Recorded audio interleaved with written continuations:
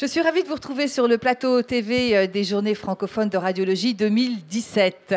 Hervé Delacroix, bonjour. Bonjour. Romain Chevalier, bonjour. Bonjour. Alors, Hervé Delacroix, vous êtes administrateur de l'APF, l'Association des paralysés de France. Romain Chevalier, vous êtes expert technique de l'accessibilité à l'APF, c'est bien ça ? Tout à fait ça. Alors, monsieur Hervé Delacroix, c'est vous qui allez répondre à ma première question. On va parler des problèmes d'accessibilité pour les personnes qui sont en situation de handicap dans le domaine médical. On en est où aujourd'hui ? On peut faire un état des lieux ? Alors, on va dire que les choses ont assez peu avancé. Pour les personnes en situation de handicap, il est toujours très très difficile d'accéder, d'avoir des parcours de soins qui ne soient pas des parcours du combattant. Il est compliqué d'accéder à un cabinet de radiologie parce que les équipements sont faiblement accessibles. Le cabinet lui-même n'est pas accessible. Le praticien est rarement averti des difficultés particulières d'accompagnement, enfin ce qu'il faut faire pour accompagner une personne en situation de handicap. Donc il y a encore beaucoup de choses à parcourir et on salue l'initiative aujourd'hui de ce salon, de ce congrès, où on nous demande enfin d'être partie prenante dans les décisions qui vont accompagner la conception des équipements et celle des cabinets de radiologie notamment. Alors ce que vous disiez, monsieur Delacroix, ces problèmes d'accessibilité, ils se retrouvent dans votre vie au quotidien, dans les transports, pour accéder à certains établissements publics, etc. Voilà, vous avez été invité ici au JFR pour participer à une session qui s'appelle « L'expérience patient au cœur du design des produits de l'industrie radiologique ». Alors Romain Chevalier, expliquez-nous un peu ce dont il s'agit. Alors, il s'agissait de nous présenter les démarches qu'avaient effectuées certains industriels pour s'approcher au plus près des besoins des patients au niveau notamment de l'accès aux équipements et pour pallier aussi des problématiques d'angoisse qui se comprennent totalement lors de ces examens-là. Nous, ce qu'on a pu appréhender avec Hervé Delacroix, c'était de voir avec plaisir qu'aujourd'hui, les industriels se posent les bonnes questions, vont dans le bon sens, c'est-à-dire qu'aujourd'hui, concevoir un équipement confortable, c'est évidemment très important. Et dans le panel d'usagers, d'utilisateurs qu'il faudrait plus solliciter par rapport à différentes problématiques spécifiques, notamment liées au handicap, c'est effectivement ce qu'il faut faire. Donc aujourd'hui, nous on a pu voir que sur certains équipements, des bonnes questions se sont posées, le fait de pouvoir régler en hauteur la table de consultation, quoi d'autre, notamment la largeur du tube pour les imageries. Toutes ces choses-là, on est très heureux de les voir et je répète également, au nom de l'association, que nous sommes très contents de pouvoir être sollicités sur ces sujets-là, parce qu'on pense que c'est ça qui pourra faire avancer les choses dans le bon sens. Surtout, vous avez le sentiment d'être écouté, et ça c'est important. Échanger, écouter, échanger. Oui, tout à fait. Et de toute façon, il faut bien comprendre que tout ce qui sera fait en faveur des personnes en situation de handicap contribuera à rendre les choses plus accessibles à l'ensemble des personnes, qu'elles soient âgées, qu'elles soient avec toutes sortes de difficultés. Nous, ce qu'on aimerait aussi, c'est que des formes de handicap comme le handicap mental soient prises en compte, pas seulement le handicap physique, comme nous, on a la charge de représenter, de faire en sorte que l'ensemble des personnes puissent être parfaitement accompagnées et sécurisées dans leur parcours de santé, notamment radiologie. Concernant l'accès aux soins pour les personnes en situation de handicap, ça veut dire que beaucoup d'entre elles renoncent aux soins ? Alors, il y a énormément de freins en fait, à l'accès aux soins. Il y a le soin, il y a la difficulté déjà matérielle à accéder au cabinet. Il y a le fait que souvent le handicap est un écran finalement à la prise en compte des autres pathologies.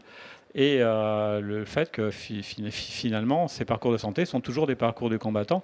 On le voit pour le cancer du sein, où on a 2 fois plus de prévalence de cancer du sein chez les femmes qui sont en fauteuil que chez les personnes qui n'ont pas cette difficulté. Et donc, il y a clairement quelque chose de très particulier à adresser, sur lequel il faut vraiment travailler. Et la coopération qu'on nous propose aujourd'hui est vraiment quelque chose qui est extrêmement positive. Romain Chevalier, comment ça se passait jusqu'à présent ou comment ça se passe actuellement ?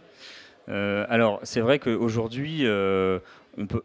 J'aime pas parler de confrontation, mais c'est vrai qu'avec le milieu médical, c'était pas toujours des relations forcément détendues parce que les problématiques d'accessibilité, notamment liées aux normes, étaient souvent mal comprises, ce qui créait forcément des tensions entre les usagers, les patients et les industriels, les professionnels de santé.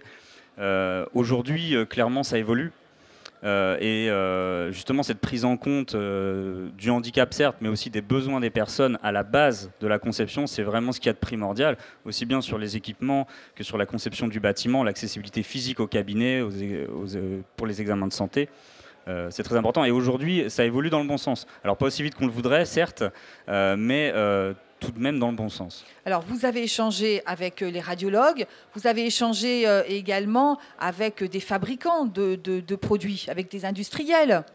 Oui, alors, donc, je pense que la démarche engagée est très positive. Nous, ce qu'on propose, c'est bien évidemment de donner accès à nos usagers, à leur expertise d'usage. Et c'est toute la démarche d'APF Lab qu'on organise au niveau de l'Association des paralysés de France sur le handicap et les nouvelles technologies, faire en sorte que l'ensemble des acteurs industriels puissent bénéficier de l'expertise d'usage des personnes, de la remontée de leurs besoins. Et on ouvre pour ça nos presque 600 établissements médico-sociaux dans lesquels on a un grand nombre de professionnels et de personnes qui sont concernées. Ils ont compris les enjeux? Est-ce qu'ils ont compris vos problématiques? Alors, on l'espère, on essaie de le démontrer tous les jours par le biais de nos actions. Aujourd'hui, alors c'est vrai que, comme le dit très bien Hervé Delacroix, nous, on est à disposition pour les aider à faire évoluer ce matériel-là, entre guillemets, mettre en relation avec les usagers qui pourraient être de très bons testeurs et leur donner des bons retours d'expérience.